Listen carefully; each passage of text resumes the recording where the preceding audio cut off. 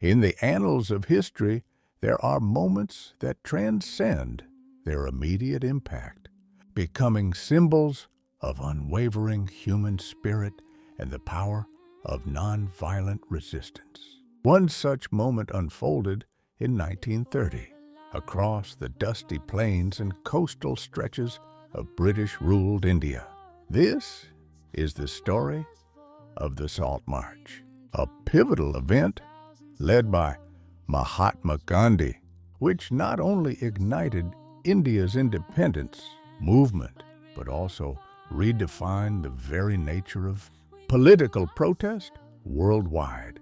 It was a journey of nearly 240 miles, undertaken by a seemingly frail man. Yet it shook the foundations of the mighty British Empire. To understand the profound significance of the Salt March, we must first understand the oppressive conditions of British colonial rule in India. For centuries, India, rich in resources and culture, had been exploited by its British overlords. One of the most glaring injustices was the British Salt Act. This law prohibited Indians from collecting or selling salt, a substance found abundantly on their own coastlines.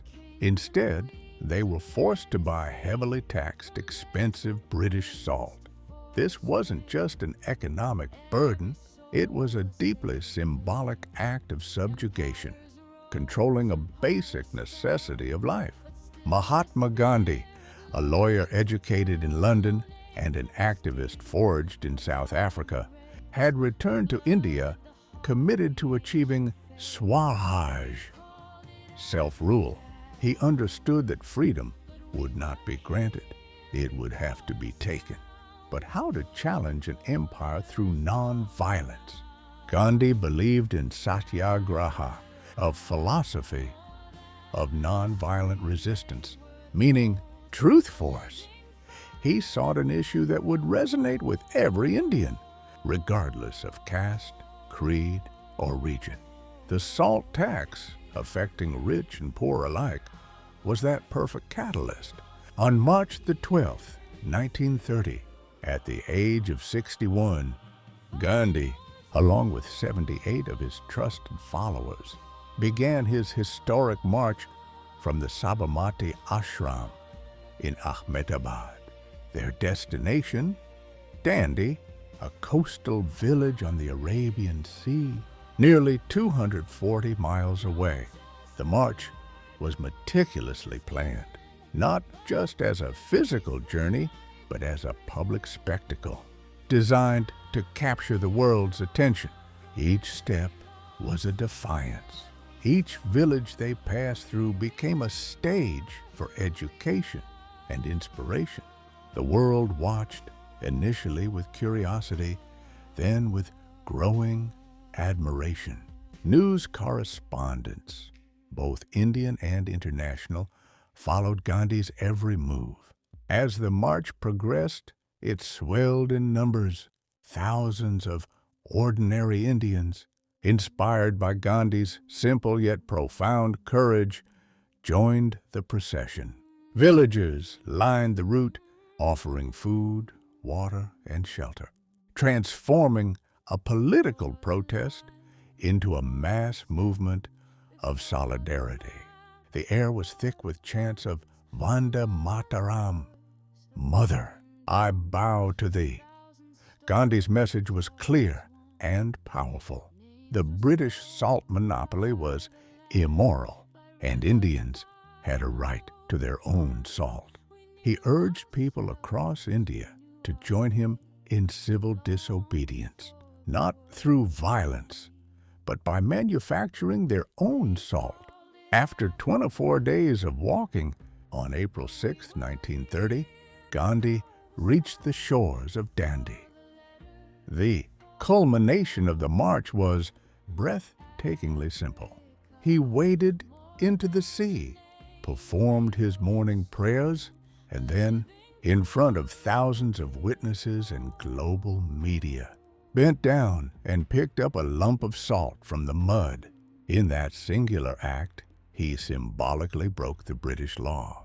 He had not fired a single shot, yet he had declared war on an empire. The picking up of that small lump of salt resonated like thunder throughout India. It was a signal. Immediately, Indians across the country began to produce their own salt. From coastal villages to inland towns, people defied the law. They boiled salty earth, evaporated seawater, and held peaceful demonstrations. The British responded with brutal force, arresting over 60,000 people, including Gandhi himself, but they could not stem the tide of defiance. The Salt March had an extraordinary impact. It exposed the hypocrisy of British rule to the world, revealing the empire's reliance on force rather than consent. It galvanized the Indian independence movement, uniting diverse communities under a common cause. More importantly, it showcased the incredible power of nonviolent civil disobedience, inspiring future movements for civil rights and freedom across the globe. From Martin Luther King Jr.'s struggles in America to Nelson Mandela's fight against apartheid in South Africa. Though India would not gain full independence until 1947, the Salt March marked a crucial turning point. It stripped the British Empire of its moral authority and demonstrated that even the most powerful colonial power could be challenged by the collective will of a determined people armed with nothing but truth and non-violence. It was a victory not just for India, but for the universal human yearning for dignity and freedom. Today, the Salt March remains a powerful testament to the enduring legacy of Mahatma Gandhi and the philosophy of Satyagraha. It reminds us that fundamental change often begins not with grand armies or fiery speeches, but with a quiet, courageous step, a simple act of defiance, and the unwavering belief that justice will ultimately prevail. It was a walk to freedom, not just for a nation, but for the conscience of humanity. Thank you for watching.